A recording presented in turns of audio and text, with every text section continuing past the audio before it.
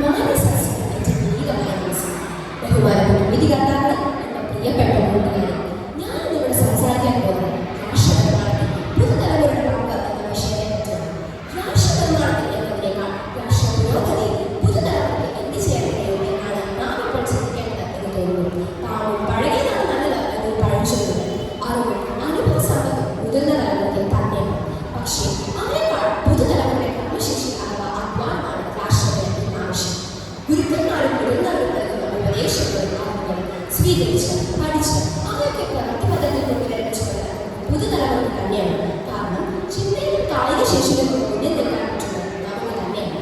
രാഷ്ട്ര പുരോഗതിക്ക് നമ്മൾ വിദ്യാർത്ഥികൾക്ക് എന്ത് ചെയ്യാൻ സാധിക്കുമെന്ന് ചോദിച്ചാൽ അണ്ണാൻ കണ്ടതിൽ പ്രധാനമായിട്ട് നാം ഓരോരുത്തരും ചെയ്യുന്ന ചെറിയ ചെറിയ കാര്യങ്ങൾ ചോദിക്കാൻ രാഷ്ട്ര നിർമ്മാണ പ്രക്രിയയ്ക്ക് അതൊരു അമൂല്യ സംഭാവനയാണ്. ഭാഷയിലും സംസ്കാരത്തിലും കാലാവസ്ഥയിലും അനുഗ്രഹീതമായ നാടാണ് നമ്മുടേത്. ഇത് മനസ്സിലാക്കി ഭാഷയിലെ വൈവിധ്യവും സംസ്കാരത്തിലെ സമ്പന്നതയും ഒക്കെ കൈവിടാതെ മുന്നോട്ട് പോകാൻ കഴിയണം. സഹജീവികളോടുള്ള സഹാനുഭൂതി നമ്മുടെ സ്വഭാവത്തിൽ പ്രതിഫലിക്കണം. ശാസ്ത്ര സാങ്കേതിക മേഖലയിൽ നാം നേടുന്ന നേട്ടങ്ങളൊക്കെ എല്ലാവരുടെയും ലോകോപകാരപ്രദമാണ്. വൈദ്യശാസ്ത്ര രംഗത്ത് നാം നേടുന്ന വിജയങ്ങളൊക്കെ എല്ലാവരുടെയും വേദന മാറ്റാൻ പര്യാപ്തമാണ്.